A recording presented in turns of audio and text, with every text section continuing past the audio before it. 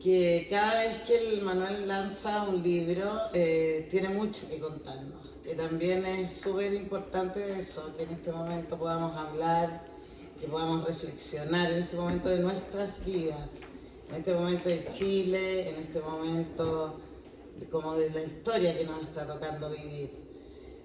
Quiero recordar solo la pasada a Dorian, así Chávez, un amigo que se fue esta semana y que yo, que en realidad era bien distante, pero que escuché su música, me sentí súper tocada con esa partida.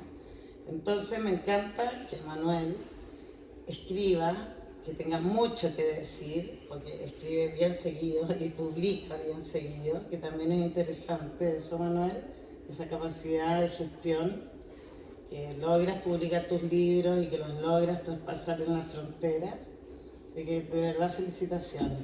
Y ahora estamos frente a este nuevo libro, Tiempos Vacíos, que es un poco lo que les decía, que siento que pasa, que hay que llenar nuestros espacios con nuestras propias historias y recordar y tener memoria y ser responsables un poco con nuestra trayectoria por esto que le llaman vida. No sé, es como me inspiré hoy día después de un poco de esto, de que vamos a hablar de este libro.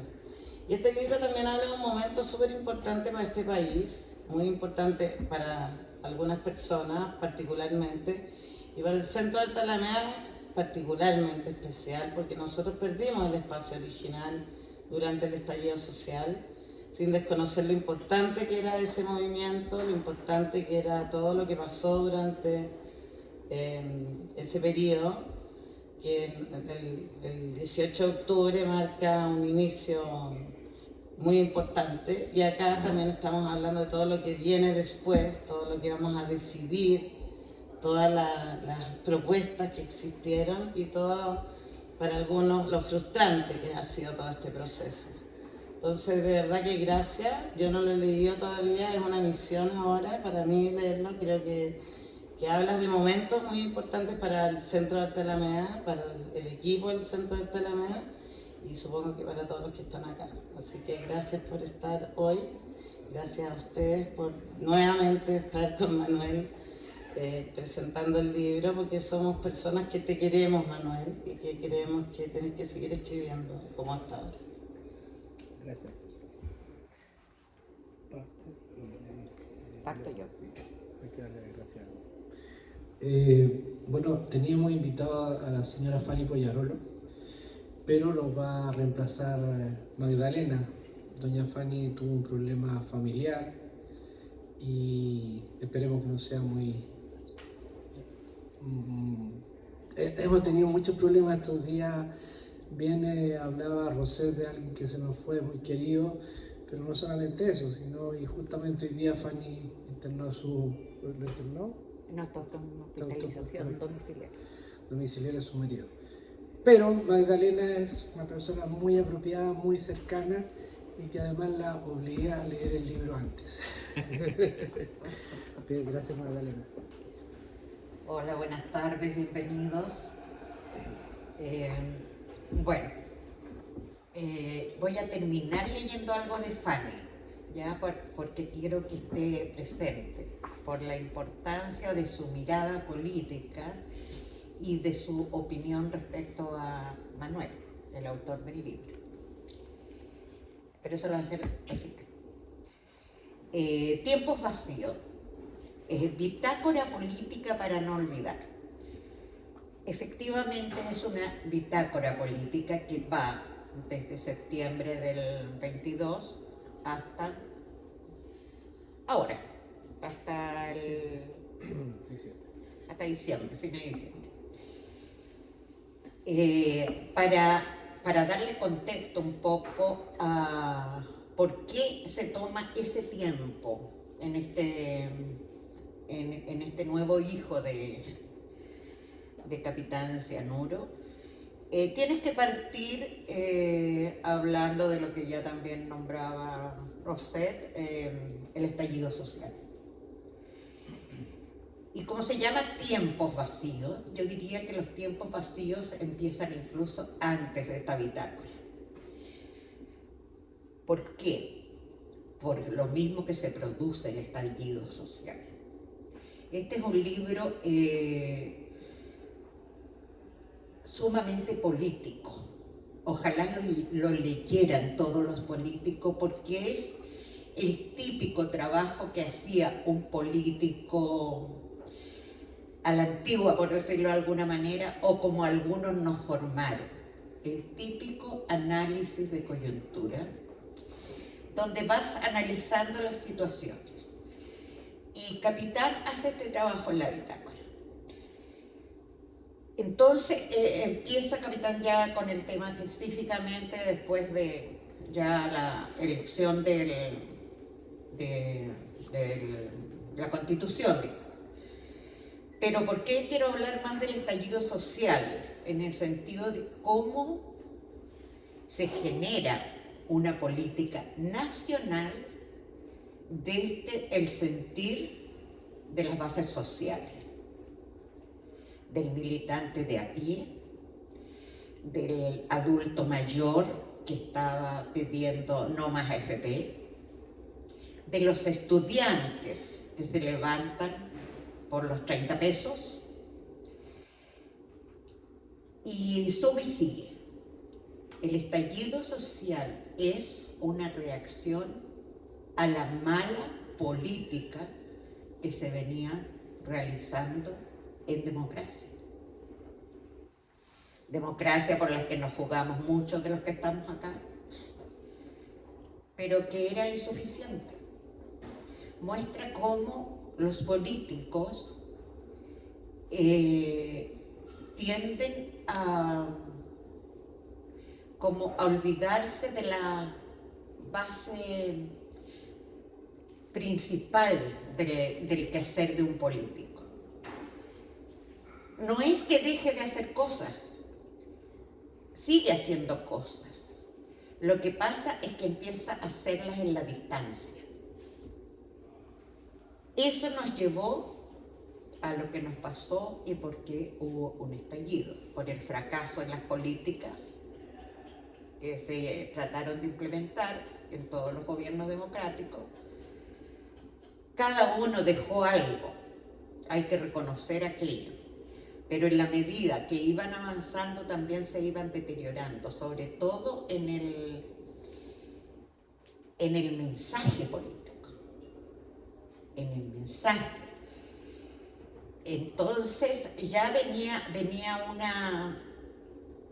Ahí hay que hacer una crítica. Efectivamente, hubo una incapacidad de trabajar como correspondía, en la mirada grande, la mirada país, la mirada de las necesidades, la gestión, que si estábamos en el gobierno, cómo estábamos realizando la gestión. ¿Todos los estaban haciendo bien? No, se nos vinieron algunos problemas no menores, o sea, tenemos temas de corrupción que quedaron a la vista y eso es por decir algo, pero también tenemos debilidades de temas de gestión, de burocracia, de no realización, no la dedicación que cada tarea lleva. Y bueno, y estos gobiernos se componían de partidos políticos. No es un desafío menor el lograr aunar a distintos partidos que su único sentido común o objetivo común es la democracia. Pero cada partido tiene diferencias, tanto en estilo de trabajo como en sus políticas. Entonces, no fue fácil, ¿ya? A la Concertación le tocó asumir además esta cosa con un marco dejado por la dictadura, ¿ya? Que había cosas que no se podían hacer porque no tenían mayoría, que no se podía porque había que cambiar la Constitución si querías hacer cambios más profundos, etcétera, etcétera, etcétera. Pero algo se logró hacer.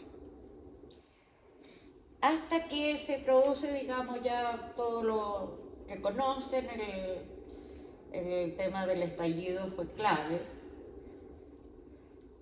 Para mí, el estallido deja como muestra la peor represión en este país en democracia, que fue durante el gobierno de Sebastián Piñera. Porque lo deja, por la cantidad de detenidos, por los muertos, por las personas sin ojos, por los niños detenidos y reprimidos, los estudiantes secundarios y demás, las mujeres. Entonces fue, yo diría, en democracia la de mayor represión que no puede ser ocultada, porque quedó demostrado de tal manera que hoy día los organismos internacionales lo tienen en sus manos, digamos. Son datos reales, objetivos, pasaron, fueron horribles. Y bueno, por supuesto que el señor Piñera hasta el día de hoy no ha respondido por ningún caso, ¿ya?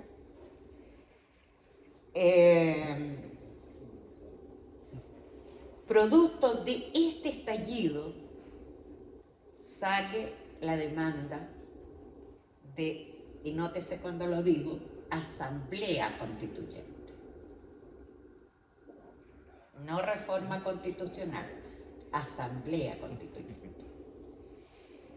Y es aquí donde en este están ausentes todos los partidos políticos, todos, sin excepción, en el proceso del estallido. No están presentes. De hecho, de ahí se puede entender por qué nace como nace el movimiento, dentro de varios movimientos más. Y de hecho, de ahí sale una corriente política que después se empieza a constituir en partidos que son la mayoría de los partidos que constituyen el Frente Amplio. Y por lo tanto fue la gente, fue la ciudadanía la que pidió la Asamblea Constituyente. Miles y miles. Y recién después de esto empiezan la preocupación, digamos, y a poner atención a este fenómeno que no podía serles indiferente del estallido social. Empiezan los partidos a preocuparse, ¿ya? Y a ver cómo logran interactuar, digamos, en las soluciones para adelante. Y se empieza a hablar ya del plebiscito.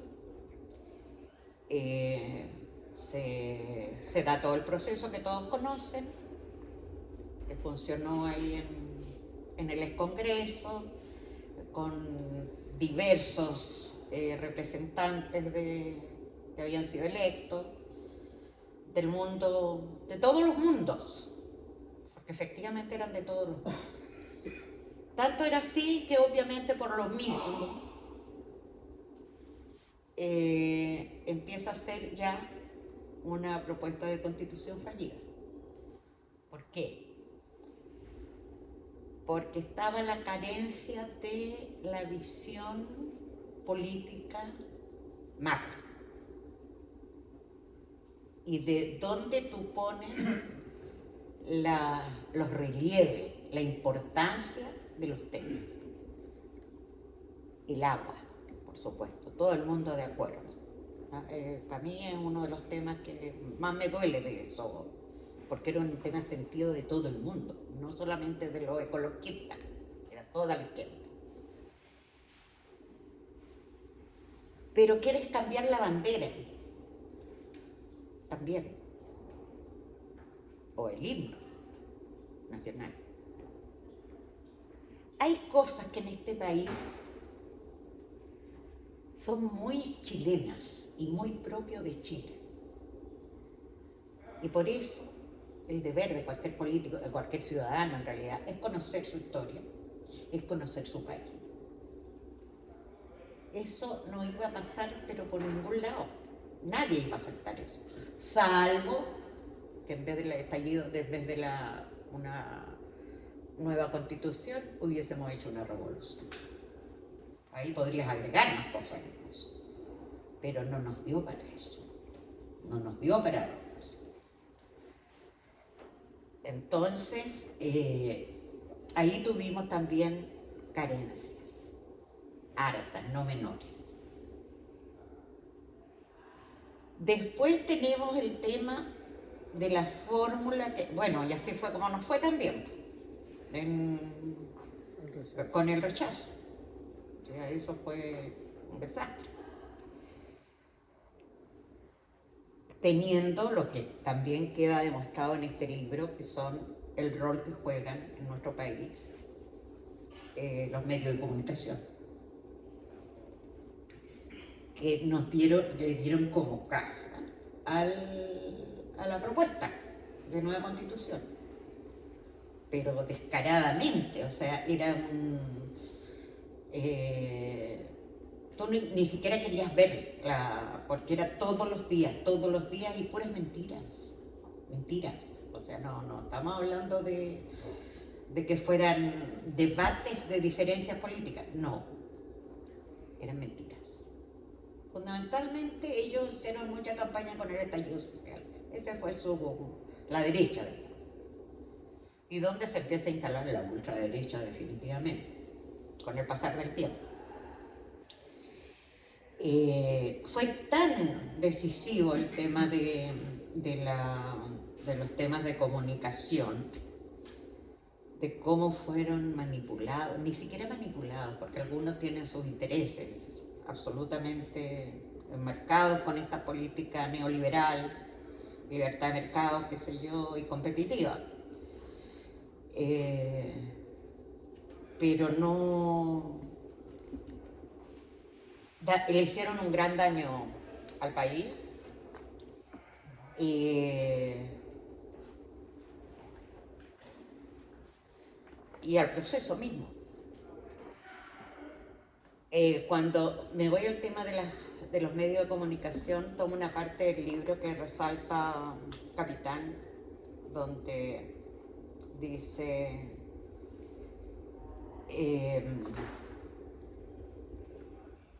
recogido de un profesor, ¿ya? Un profesor de Capitán. Recrear la realidad no es informar. Que si esto nos llevaba a alienar a la gente, esto tendría otro final: manipulación. Eso es lo que pasó aquí con los medios de comunicación en ese proceso.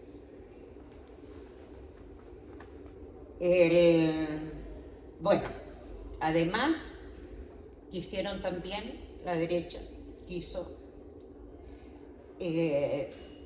agarró como caballito de batalla, digamos, al gobierno, y quiso darle al gobierno del presidente Boric por todo lo que se pudiera darle, ¿ya? Para generar una desestabilización. Así como actúa, digamos, la ultraderecha de este país.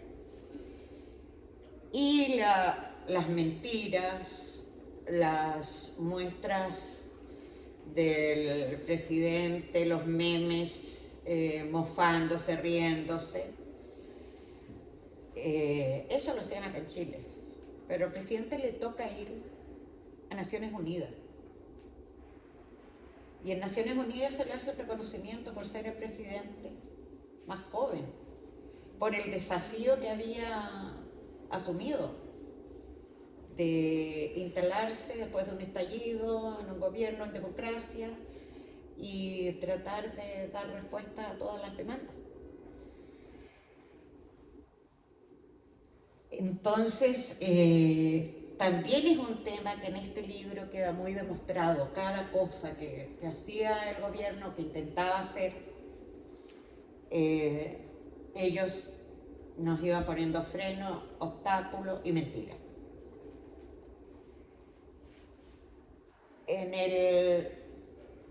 el tema de que yo no lo tocas en el libro, pero creo que no puede estar ausente de la mirada política, es el tema que enfrenta el gobierno ya el gobierno del presidente Boric, con sus nuevos responsables, estos nuevos líderes o dirigentes políticos que nacen, como Giorgio Jackson, como Camila, qué sé yo, como distintos. Pero están los que no se nombran, los que tomaron cargo y se creyeron en un momento determinado que ellos, por el apoyo que traían, se lo sabían todo y ellos lo estaban haciendo bien. Esto no fue poco, fue en varios partidos, o sea, en varios momentos y de varios movimientos o partidos de Frente Amplio, donde la carencia de experiencia se notaba. Una persona tiene que estudiar, tiene que informarse, tiene que leer, tiene que mirar el mundo, tiene que mirar los acontecimientos internacionales. Y este déficit se logra ver la falta de políticas claras en este sector. Y yo creo que hay un profesor que yo tuve, un dirigente político, que en una clase hablaba del tema de lo viejo y lo nuevo, que es un principio dialéctico, de lo viejo y lo nuevo. Y él decía que en el fenómeno de Chile no podían solo estar los viejos gobernando o asumiendo una tarea, sino que tenían que estar el elemento joven, porque esos dos componentes eran lo que hacían la síntesis y de dónde salía lo mejor. Y es verdad, o sea, que ha demostrado hasta el día de hoy que si tú juntas los dos, haces la síntesis, logras sacar lo mejor tanto de lo viejo como de lo nuevo. Y eso faltan esos profesores que enseñaban la política, faltan los comunicadores que eran distintos, falta incluso la escuela pública que te enseñaba educación cívica. O sea, tú tenías un poco de educación cívica, yo también, en los tiempos de la República, antes del golpe, pero tenías una información mínima. Entonces creo que es muy importante este libro, ya para ir cerrando, como un manual de enseñanza, como un manual para los estudiantes, para los futuros periodistas o comunicadores sociales, porque recoge memoria y estamos porque no hay olvido. Entonces, para ir cerrando, no lo voy a leer entero porque la idea es que ustedes lo puedan ver. Voy a leer un extracto de lo de Fanny.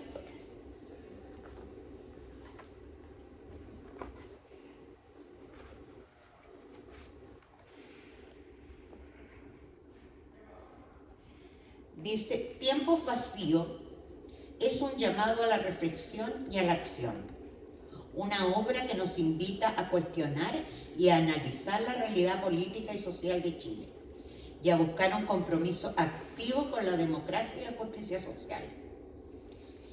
Es la línea de construcción de la democracia ciudadana, participativa y no meramente democracia electoral, lo que se vislumbra claramente en este texto. A través de una serie de críticas a la situación política y social del país, El autor resalta la necesidad de que los líderes políticos y las instituciones gubernamentales establezcan un diálogo abierto y constructivo con la ciudadanía, atendiendo a sus demandas y preocupaciones. Asimismo, se enfatiza la importancia de la participación activa de la sociedad en la toma de decisiones políticas y en la construcción de un país más justo y equitativo. El libro aboga por un compromiso genuino con la democracia y la justicia social, promoviendo un espacio de diálogo respetuoso que permita abordar los desafíos y conflictos que enfrenta la sociedad chilena, producto de la transformación refundacional impuesta por las armas, las que en su ausencia, en una sociedad marcada por el vacío moral y la pérdida de la ética de la solidaridad. Tiempos Vacíos se erige como un faro de reflexión en medio de la tormenta política, instando a mirar críticamente hacia nuestro pasado para comprender el presente y afrontar los desafíos futuros. A través de estas páginas, el autor nos invita a cuestionar, aprender y resistir en aras de construir una democracia efectivamente plural y ciudadana. Son las palabras que puso la prólogo Fanny Poyarolo. Con eso quería terminar, querido